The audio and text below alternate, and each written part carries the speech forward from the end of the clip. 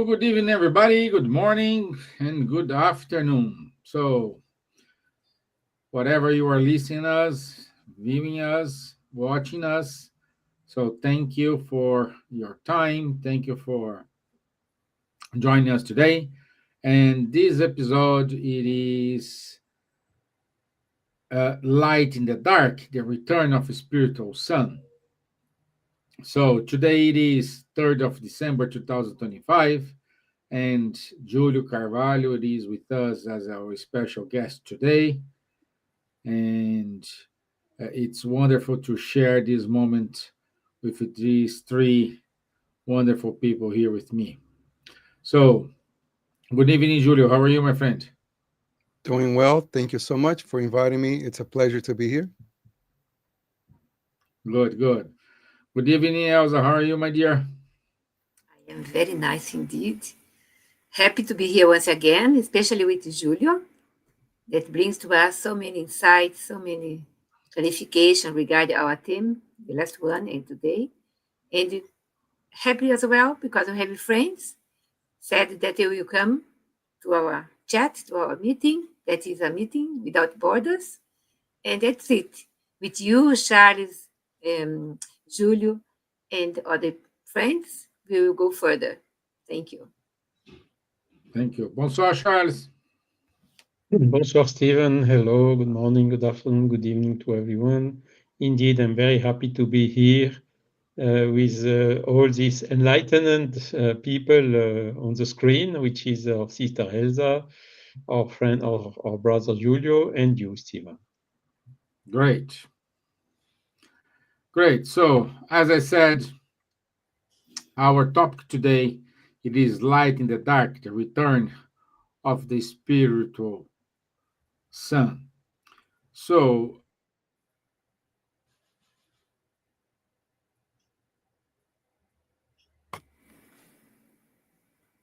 today, Oh, he's back. so I thought, Because there was an interruption of a couple of seconds. It's okay. yeah, probably my internet today is not. Uh, okay, okay. So, especially for us who are in the north hemisphere of the planet, for us, the days grow shorter and the nights are longer, like 3 o'clock, 3 p.m. in afternoon here, it is already dark. So, and it goes up to November, up to March. And I think it's not like 3 p.m., but I assume, Julio, in New York, you're getting dark a little bit early, around the 4 or 5 p.m. But this always brings to our mind that December invite us into a moment of a reflection. The winter solstice, it's a symbol of darkness yielding to light. And it's tradition here in Ireland because this is has a spiritual resonance in many traditions, like stones, all those. What's the name? All those. Uh, um, I forgot the name. Oh gosh, the Dean's Grange, for example, it is a symbol of that. In Spiritism, this return of light can be seen as a symbol of the inner awakening of the soul. It's a kind of call to moral purpose, renew our hope, and we are aligning ourselves with the divine law.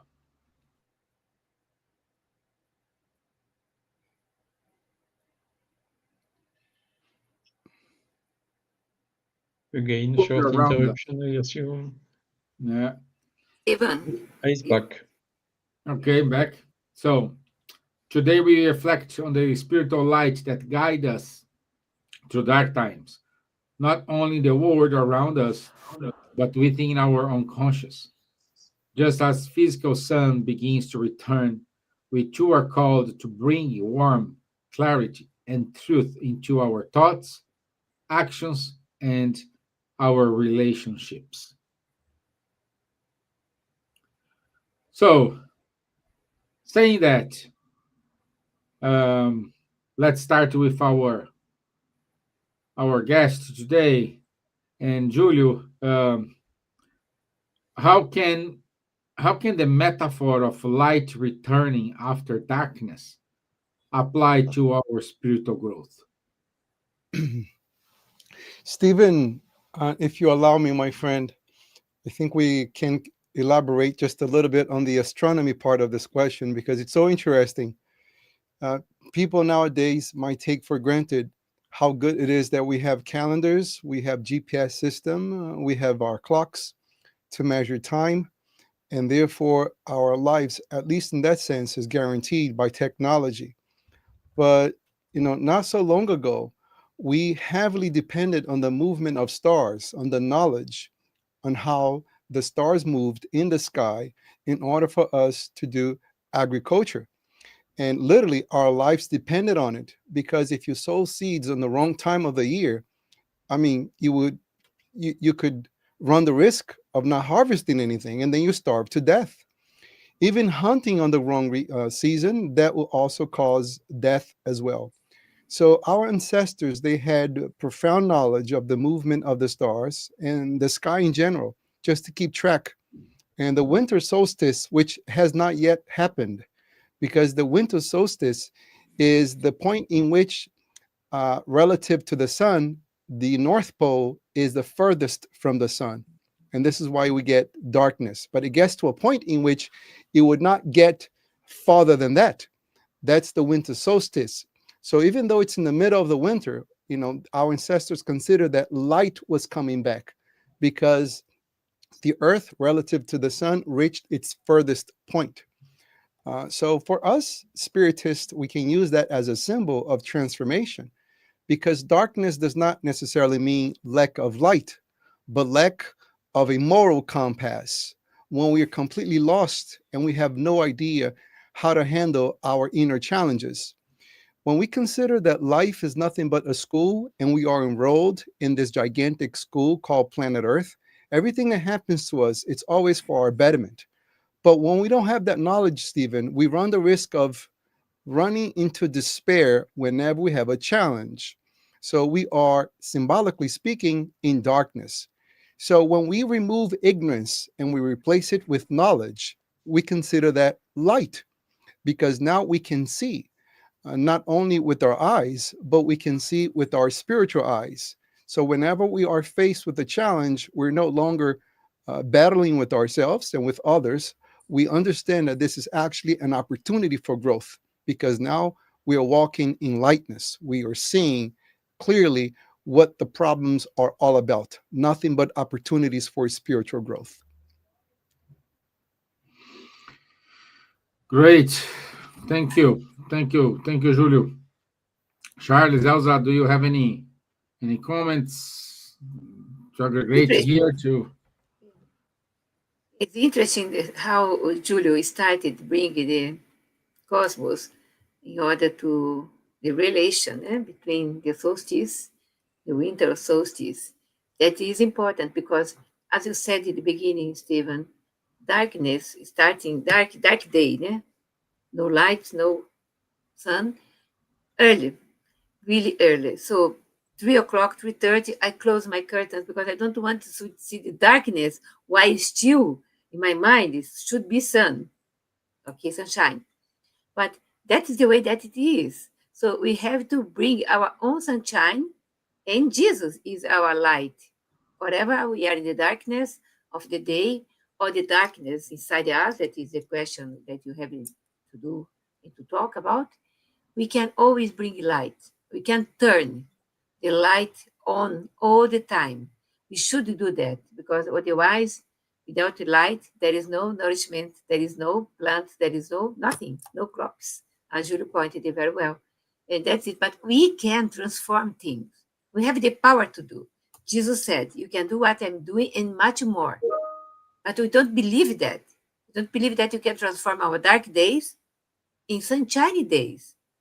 Forgiving, compassion, love, charity, positive thoughts.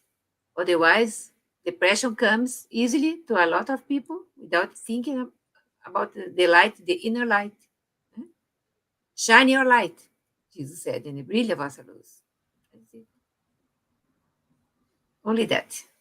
Okay, very, very important. Charles, in what ways can we become a source of light in difficult times? Good question as well. I mean, light is a word with a lot of meanings, isn't it? It's astronomically seen, the photons coming from the sun, more or less in winter and summer and day, night, and so on, which as per these laws which are very well known. What is good is, okay, there is a sunset, then it's dark, but the next day in the morning, there is a sunrise and it's light again. And this is every 24 hours. We get the same movement with the variation according to the seasons. And it's a metaphor we can use for the other meanings of the word light, which is to become some light means to become some understanding, to become some hope, to become some positive news, to receive some news which help us to understand better the laws of nature, isn't it?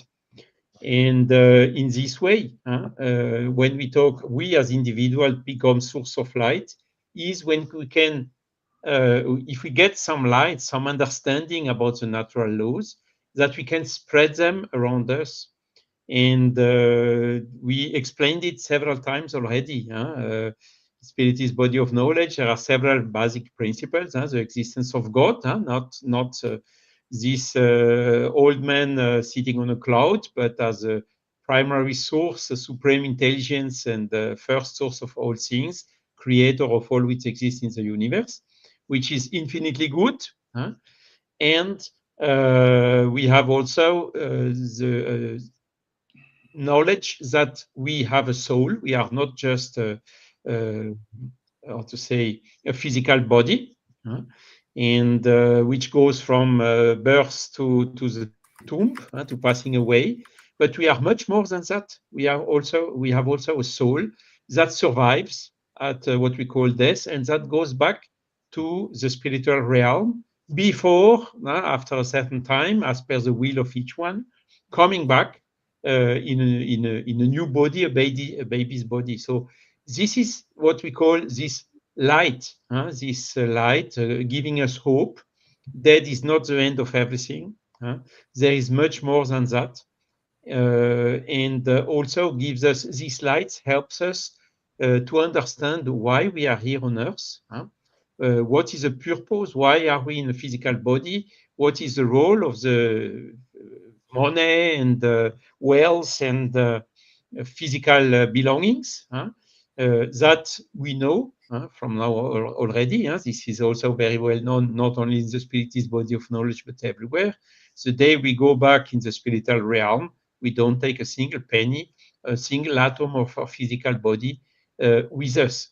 We take our soul with exactly what we can call this light, means this conscience, the knowledge, the goodness, the love we have, the true friends, brothers, all this we keep with us. And this is, how to say, this so-called light, spiritual light, as per we have now more than 4 years live every week on this channel.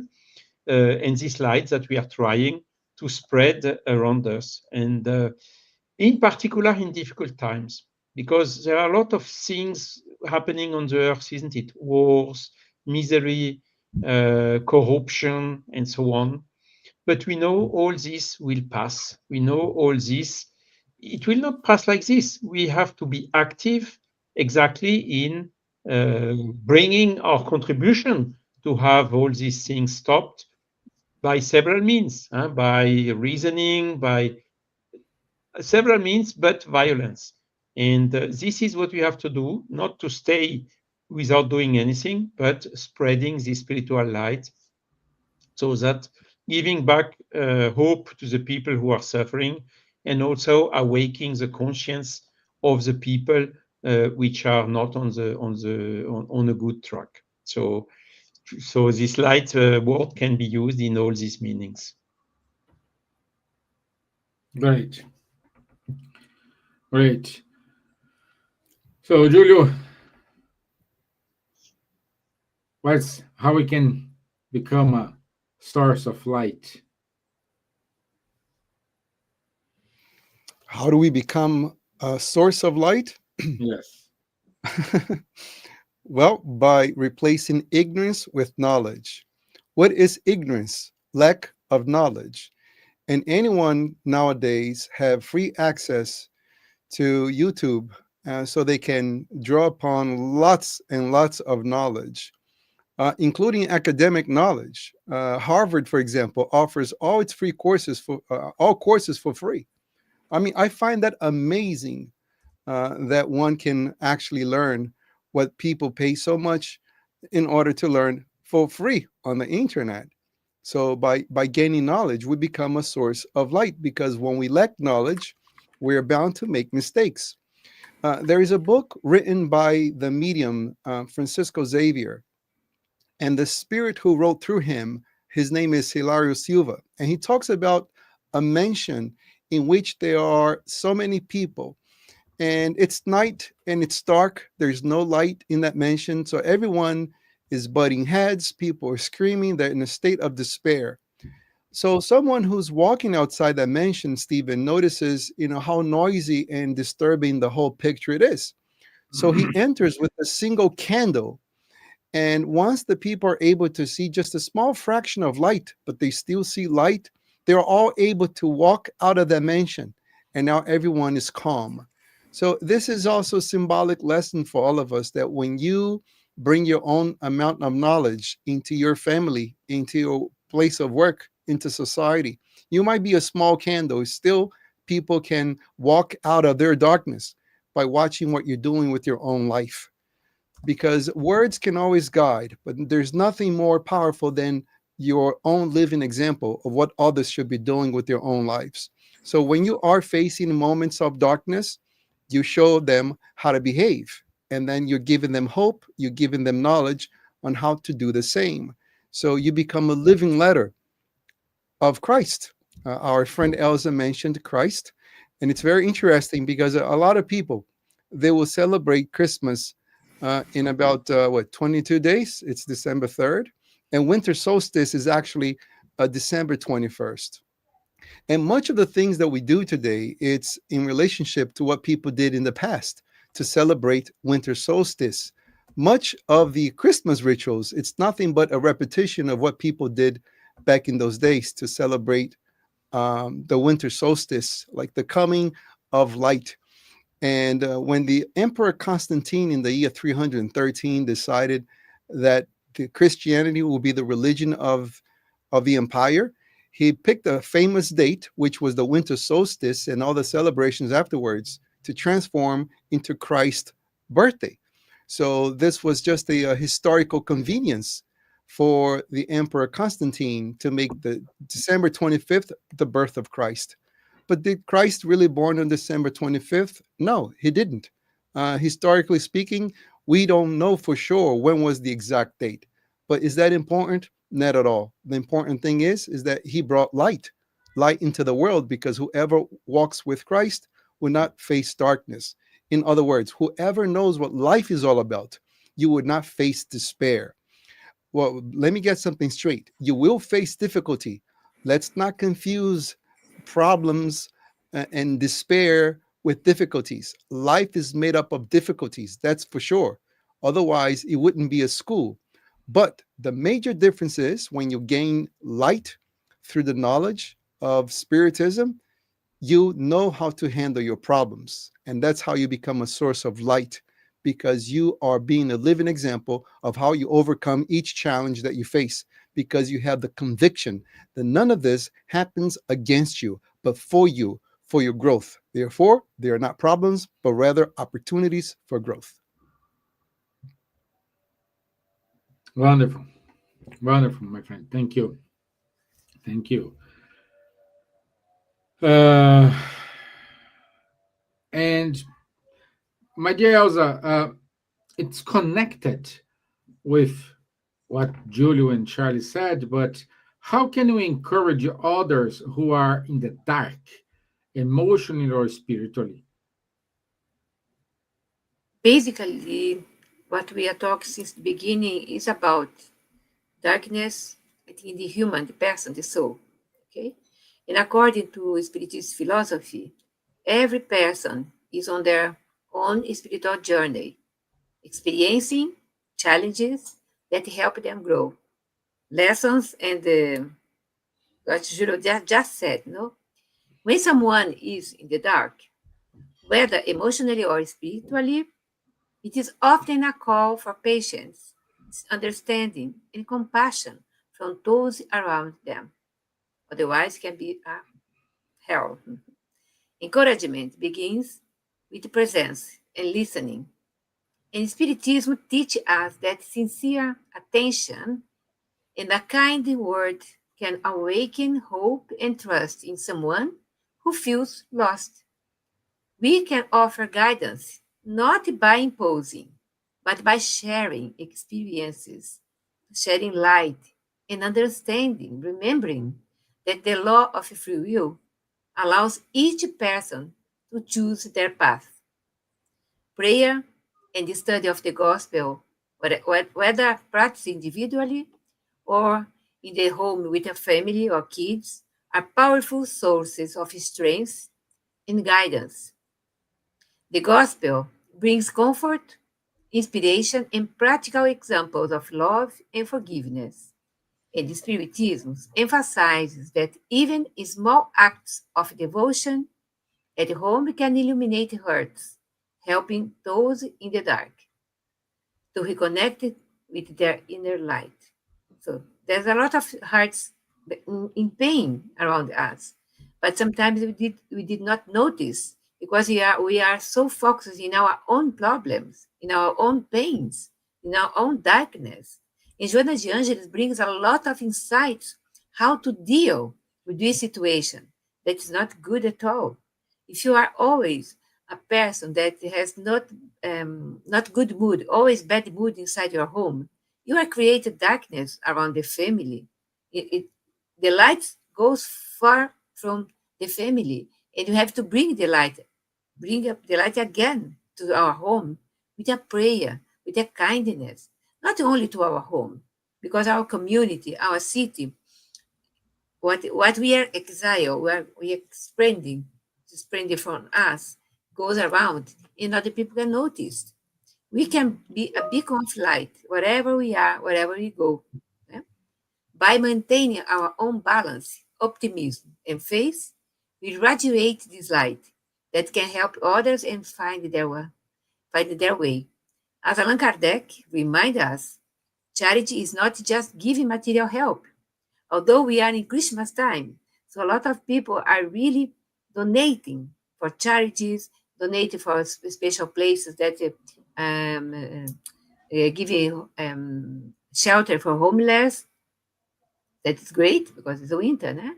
But also providing moral and spiritual support that we can offer in our Spiritist Center.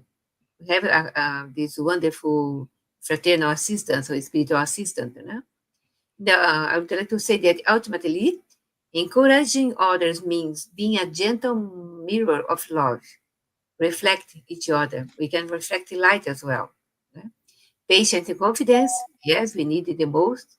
We are forgetting to exchange, to confessar uns aos outros, né? Confession each other, talk each other in order to diminish our sufferings, our pains, and bring light inside us. That's something that we have to think and try to find our inner peace that we can share with the others, in comfort of our homes, our jobs, or our friends, we can really be more friendly talking and help the other and listening more that we can do to help the others to bring it to shine in their lives. The light is there. The light is there. We have to bring back. Yeah. That's it. That's it. Charles, you want to say something, compliment something? I mean, it's not. I think Elsa was quite comprehensive on this one, so not a lot to add. Huh? But again, I mean, we as spiritists, we are optimistic. Okay, whatever is happening, whatever already happened, and even so, the things are now showing and turning. Focusing on negative things and so on. No, we know that all this will end, and it will end maybe even sooner than what we think. Huh? And this is then quite important to keep this, to stay optimistic, albeit in spite of all these difficulties we are facing. And this is also a way to spread light around us, to propose our hand, our help to whoever can contact us, to bring for healing, for also bringing consolation to the people who are facing huge difficulties, and also helping them in whatever we can help. In other words, putting this so-called charity, benevolence, indulgence, and forgiveness into practice as much as we can. And we do this with a total disinterestedness. We don't ask anything in exchange. We do it without asking anyone from where it comes, why, how, and so on. So these are really the consequences of these slides, according to these universal moral laws, which have been taught not only by Christ, by Jesus, but also by all the other missionaries who came around the world, whether in all the regions. Nobody has been left behind for this information. The thing is, okay, we need to understand them rationally today because we have the intellectual development who advanced a lot and who made us taking some distance from these traditional religious beliefs.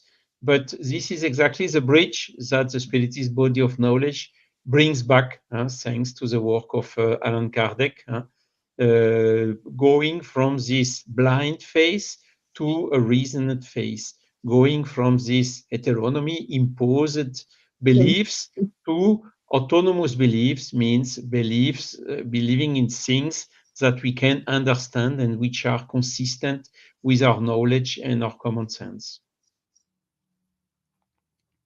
Hello, Silvia. Good evening. Hello, I'm sorry I'm Welcome. late. Hello, hi, Julio. Hello, how are you? I'm Good to good, see thanks. you. Nice to see you. Silvia, Hi, Silvia, Elsa. yes, okay, my love. So, Silvia, you just came in the. I think you have something good to say about this darkness that Jonah de Angelis uh, um, helping people to bring their own lights to the knowledge of their problems, their inner garden, or something that you can contribute with this our topic today. You read the questions, did you? Yeah, I've read some of them through. Yes, it's a very interesting subject. Actually, it's something that a lot of people are discussing because we seem to live in such a darkness. The news and everything. It's always very, very difficult and painful, and you almost begin to believe that you can't do anything about it. And I think, in a way, if we think in terms of the world, can we change the world? We cannot really change the world, but we can change the world around us and we can change ourselves. Um, and we cannot expect light to other people to light the world, because it has to start from us. In a way, our own light is the one we need to work on. But it's important, for us, I think, to be aware of it and not to become despondent. Um, and light, we need to work on it ourselves. We have to overcome the negative thoughts that sometimes comes to us, not only our own, but we also, once we start going to this very negative kind of feeling, we'll be, of course, we have a lot of the spirituals influences as well that makes it feel bigger. But we need to learn to be positive to the things, as bad as they are. There is always something to learn from. And there are things also that some of the things we go through, the difficulty, the problems, and all, the very painful moments in our lives, there are things we cannot do anything about it. It's not for us. It's beyond our ability to change that. But we need to see the things that we can make a difference. For instance, if we are having a difficulty maybe with someone, we can always see, have they done something to upset me? Are they reacting to something that I've done to them? And we can go and we can say, I'm sorry, and we can readdress the wrong. Or if we took a bad decision, we can change that. And try to move it, to change, and accept, even though it's very, very painful. I think if we have a belief in God or in a being that is beyond us, because we are always spiritual beings, and we accept that there is life is far beyond what we have here. And we also have the learning that we have come to this earth for a purpose, to learn some lessons. So accept the things that are not up to us to change, and not be angry or fight with God and all kinds of things that sometimes we tend to do when we need God the most, is when we abandoned God and and all the spiritual benefits that can help us. And it's interesting that you talked about Gibbons and light and everything, because this week we were studying the book Plenitude, and Joanna makes a very interesting point. She said, because we have to build our own light. We have to create this light within all of us. Our own spirit has to have the light. And this light is all reaching.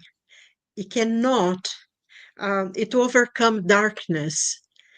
The light within, the light that we create within ourselves, because as children of God, as we know, we have this light within, and that is the light that will shine wherever we are, no matter who we are, rich, poor, whatever. This light within will overcome all the darkness. And I think this is very interesting. And if you think about in terms of what Jung said, we cannot become enlightened by imagining figures of light, but by making the darkness conscious. So it's for us to see that sometimes we have a dark side and we can work on it and make it better, but not going down and say, oh no, I'm a bad person, I'll never do anything. No, accept that sometimes we make mistakes, that sometimes we have a little darkness within. Accept it, overcome it, make it into something special. And then I think we achieve that light that Joanna talked about, that light within that reaches out and will overcome all the darkness. I think it's interesting that, yeah. Julio, now Well, that's is your turn. Joanna's your words, not mine.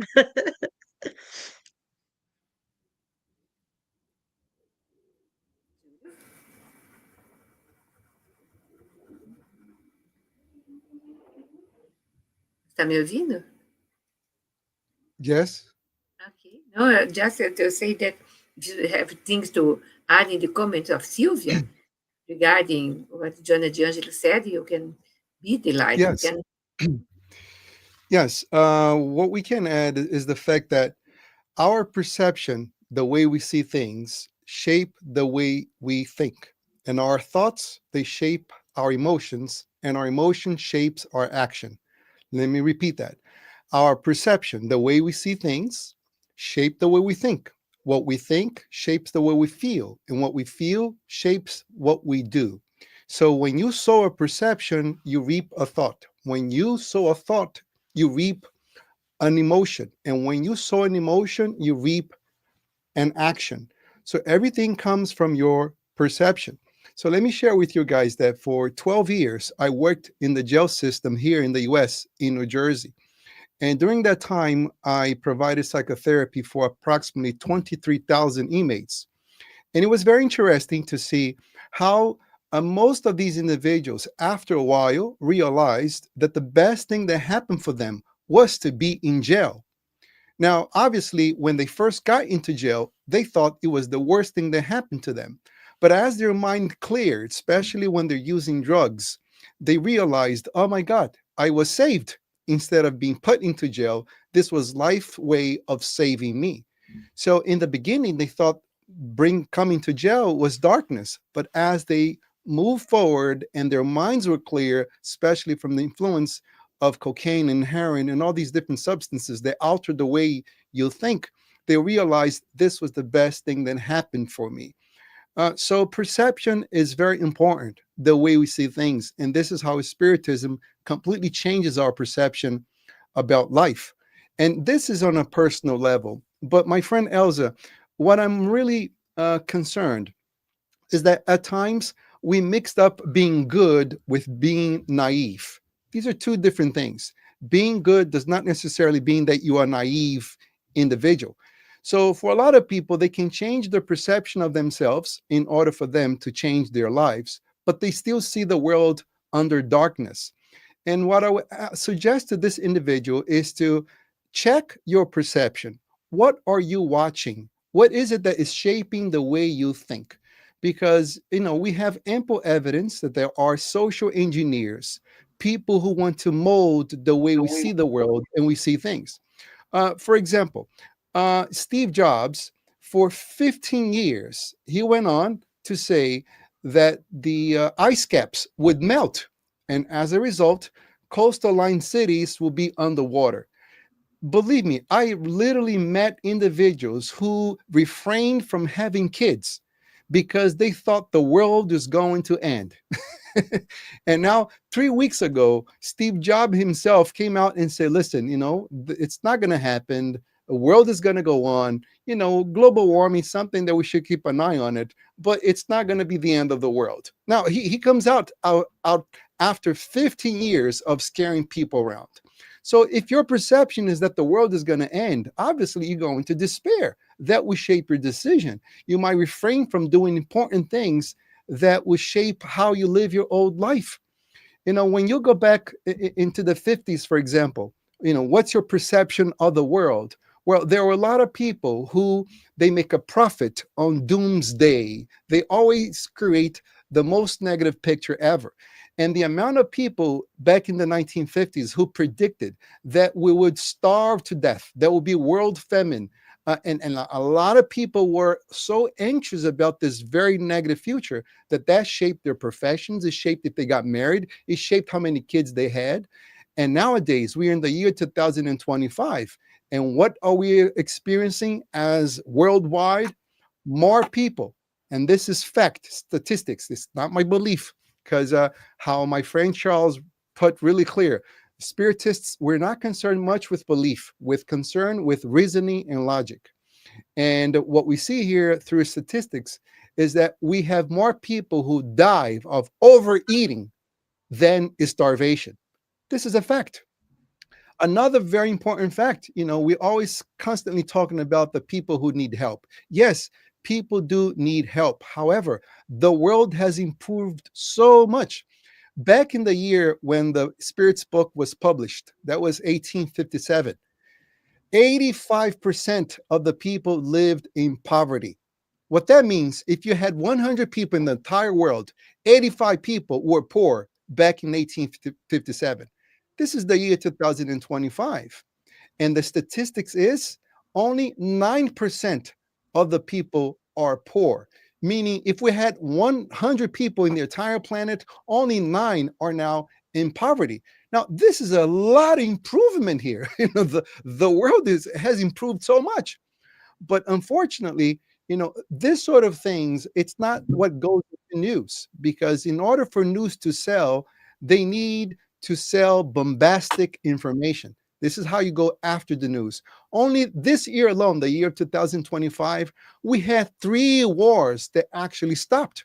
One of these wars was going on in Europe for 27 years.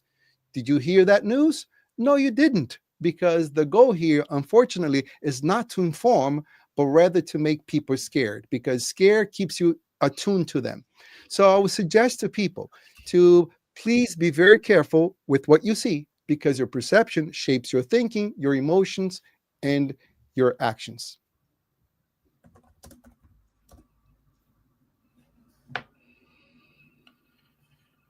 Charles, now your Wonderful, turn, Julio. Charles. Wonderful, George. Thank you. Charles. And Silvia is with us. Wow, good, Silvia. Thank you for joining us. And it's a And pleasure. It's really nice. yeah, and before we say something, we do have 25 people online with us, and we do have some good comments. Um, I want to say good evening to Realia Home, Louvienne. Martin said he's loving that we have to be to our own light. Also, he said definitely need to expect and build on things that make our light brighter. I agree. I see everything good and bad as a blessing. Very good, Martin. Thank you. Also, Severina says thank you for the great lecture. So, good to have this interaction with you all. It's always good to receive your positive feedbacks. So, Charles and Silva, it is with you, my friends. You're on mute, Charles. I fully agree with Julio. A lot of medias today and even social medias focusing on negative things or bombastic things and so on. So what we need is, as we told at the beginning, education. We need to instruct ourselves in order to develop the common sense, to develop also the discernment. Because the seductions are everywhere nowadays. Seductions to manipulate you, to make you consume things that you don't need, or to make you afraid in order, or to ask you to induce you to vote to someone, A or B or whatsoever. Don't let you go with this, but otherwise you are like a leaf in fall.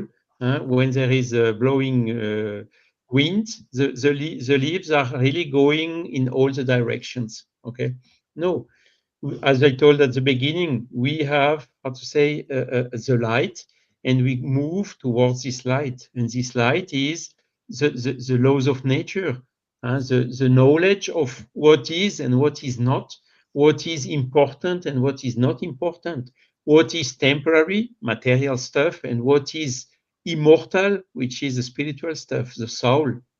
So with this light, we have some very secure knowledge on which we can use as a reference to exert this discernment. And this is absolutely fundamental nowadays. Look how many people, of course, how many people are manipulated nowadays. Look how many people believe in fake news, fake information. No, let's be strong. Let's analyze everything. Let's not believe blindly whatever is on the internet or said here or there. Let's analyze everything. Let's compare. Let's check the informations. Let's use this discernment to determine whether it makes sense or not. Is there some hidden interest behind this action, as Giulio just explained, how to make audience into these news channels? And let's not fall into these traps.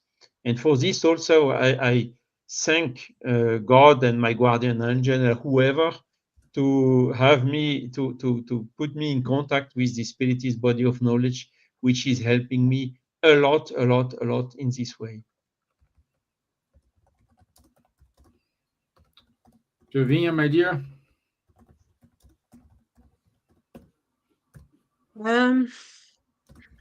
Well, this is thinking about again light and the influence that we have.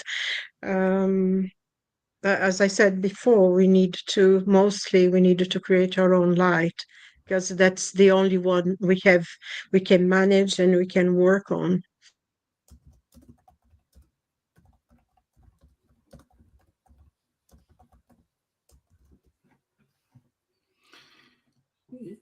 You broke up. It's not you. It's my laptop broke up. So Oh, sorry. Silvia. Can you hear me now? Can you hear me now? Yes. Now, Yeah. yes. Yeah. So just saying that the question, like Charles and Andrew was saying, it's unprecedented what we have now, because before we could take a newspaper and read it.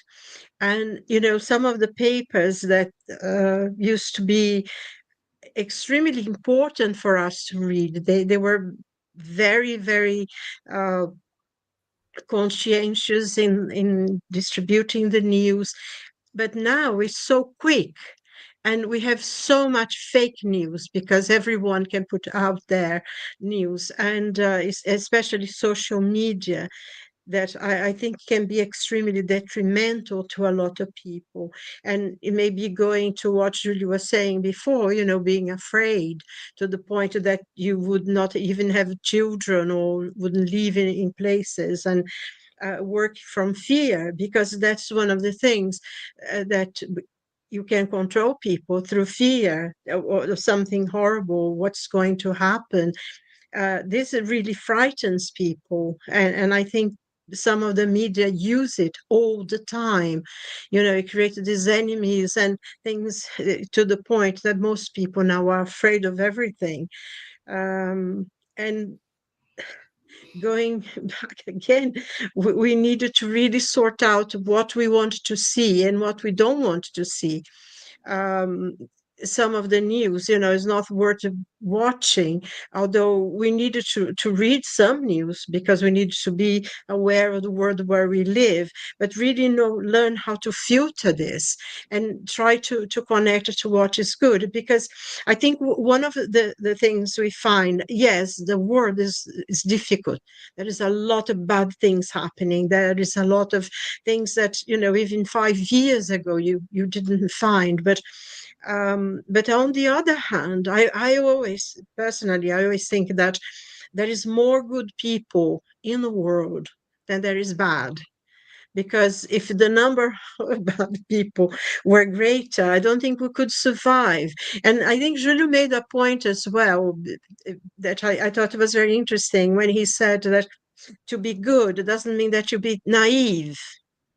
And I think this is a very important point, because goodness, as far as I can understand from the teachings of the Spirit, is something that you do in a very conscious way. You determine yourself, I am going to act in a good way, in a correct way. I'm going to reach out to other people, and I'm going to do to them and respect them the way I would like them to respect me. Is something very, very conscious. And I think if you have that kind of purpose in being good, you're not naive, because being naive, you can accept anything without judgment. And we need to be able to judge things, to see what's good and what's bad, what's so And somebody's asked me, yeah, but you talk about goodness and badness, and how do I know when I'm good, and how can I be good, and if I'm being good? It's questions people sometimes ask.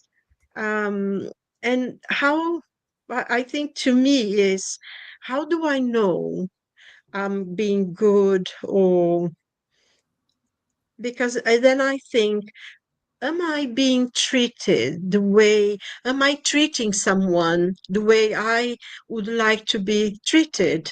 Am I respecting them, their way of thinking, even if I don't agree with them? And sometimes it's a bit difficult. And I think that that's part of being, uh, like Kardec says, that being a spiritist is not that being perfect, but he knows us for the effort that you make every day to be better, to be good. And I think that's what we have to try to improve. And going back to the questions, I think 909 of the Spirits book, when he says, every night, I think it's Saint Augustine who says that, Saint Augustine of Hippo, actually, he says, I look back in my day and see what I've done. If I've done good, could I've done better? And I think that's one an analysis that we have to see about for ourselves, goodness, because that goodness will create light. And if we treat people with respect, they will treat us back with respect. And if they don't, we move away. And at least maybe one day they will get into it. It will be like the seeds. One day it will grow when the person is ready. The important thing is that we treat others with the respect that we would expect them to give to us. And I think that's what, the light that comes. And also, I think one of the important, going back to one of the questions you were discussing, how do we spirits, from the disconnect spirits, can help us? Because if we create this ambient of peace, of harmony, they will help us. They will be around us, giving us incentive and helping us to fulfill our own decisions. Or the other way around as well, doesn't it? It works the other way around as well. So I think, it's something to think about, really meditate on, especially this time of the year when we say, quoting the words from the prophet Isaiah, the Prince of Peace is coming to us. A child is born, and he'll be the counselor, the everlasting Father, the Prince of Peace. And we are now in the advent waiting for, of course, probably was not the day, but is the time that we remember that the Lord of Light came to the world. So I think it's a wonderful time of the year, really. Like the song says. Right. Yeah. Exactly. Exactly. I do really like this time of the year, especially for the messages and uh, especially with the messages.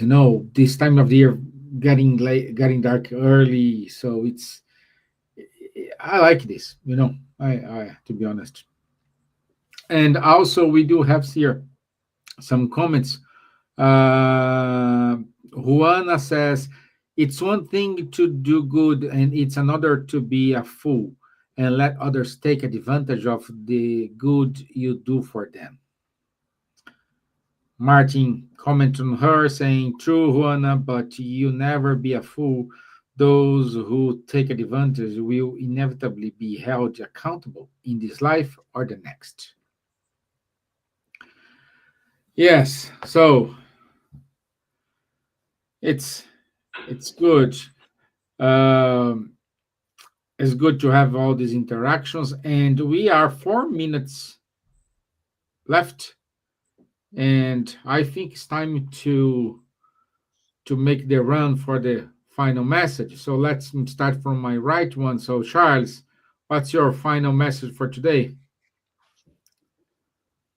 Final message is again, stay optimistic, don't worry, go study, listen, investigate, listen to your heart, come closer to your guardian angel, put you in synchrony with him, try to become every day a little bit better than the day before, and with this, you will unavoidably move towards light.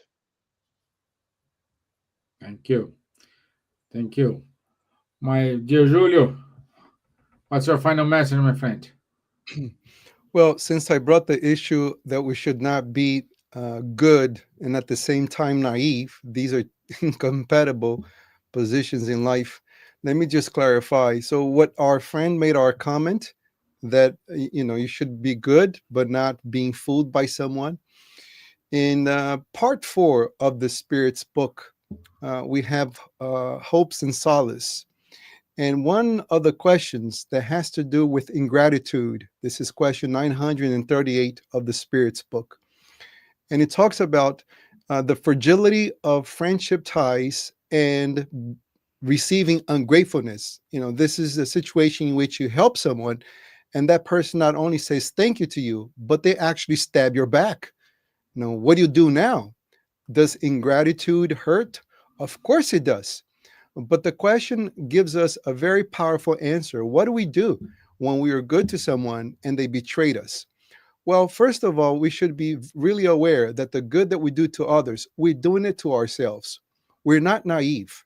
We know that when we sow something positive, we're going to reap something positive. It would not necessarily come from the person that we have helped.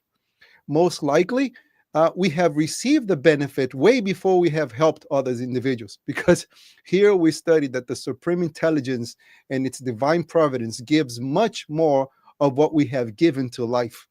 So we are, in great debt. But when we help someone, we are really helping ourselves, Stephen. This is why Allan Kardec, in his wisdom, said that without charity, there is no salvation. In other words, when I help other people, I'm actually erasing my own moral debts. So I should be happy that I have helped someone, not what they have done with my help. If they were ungrateful, that's their problem. I agree with what the other person replied to the person who made the comment, because ungrateful people are selfish, and eventually they're going to meet other selfish people. That's what the answer gives. But most importantly, it's the fact that when we do help someone else and they are ungrateful to us, this could be a test of our true goodness. Are we helping someone because we are making an investment, or are we truly helping someone?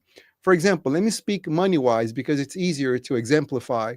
If I help someone just because they're rich, in the back of my mind, consciously or unconsciously, I'm saying, I'm going to help this guy because next week I could be in trouble and he has the means to help me. So was that truly help or an investment? Well, it's probably an investment. But if someone who's poor asks me for help and I don't help, well, maybe it's because I know that person cannot help me back. So ungratefulness is a way to test if I'm truly helping someone or I am investing on someone else by guaranteeing my future. If I help someone who can help me back, maybe it's not truly help. And we can only exercise virtue by practicing. And that's how we are approached by people who are in need of our help. And the more we help, the more we are helping ourselves. But remember, if you help someone and they fooled you, that was their problem. But if you keep helping someone who you know is going to fool you, that's your problem. Being good does not mean that you are naive. And thank you all for listening and inviting me to this show. Thank you, Julio. Thank you. My dear Silvia, you're the next. Okay, just very quickly, the thing for Juana. The thing as well that being good, it doesn't necessarily that you have to say yes all the time. If some people are difficult or you know that they're going to cause problems, it is okay to say no. You know, we can we need to see our own protection as well. Being good does not mean that you have to be all the time, serving others, but sometimes you need to say no. It's important to learn that. It's just saying goodbye. Thank you very much. I'm sorry I came in late. It was a very interesting conversation, and I wish it could be earlier. But just think positive, think light. This is a season of peace. This is a piece of love. And I know a lot of people says, oh, it's very commercial. It is commercial, can be as well, but make it a little more sacred for yourself. And never forget that even though it's commercial, they're always buying something to give to somebody else. So even in the commercial, there is some positivity on that. And anyway, just I wish you all a lot of peace and light, and may God bless you all. And thank you for inviting me to be here. Thank you. Thank you. My dear Elsa, she has another meeting, so she needs to run. So let me share our announcements here for next week.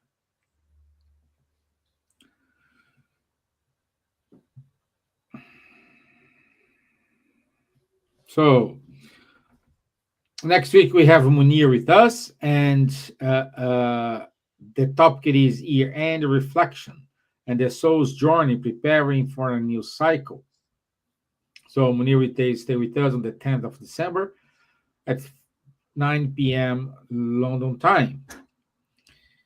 Also, every Saturday, we have the Medium's Book online study at 10:30 a.m. So everyone is more than welcome to join Charles, Munir, and Guilherme's team. European Study Gathering we have on this Saturday, and the topic is how to engage young people into spiritist activities. And this is talk, especially for you, Julio, it is good for you to know that Breno Malucelli is a teenager from Denmark and will give this talk for us. So it's wonderful to see Very promising. these young people starting to talk, I'll be rooting for his very successful lecture. Yeah. Okay, so next year we will dedicate the year in memory of our dear Marlene Nobre. So all the 12 talks we're gonna have next year, it is about her. Julie is one of them. Also Charles and Silvia will talk about Marlene Nobre, which was a wonderful person among the Spiritist movement, especially the international Spiritist movement.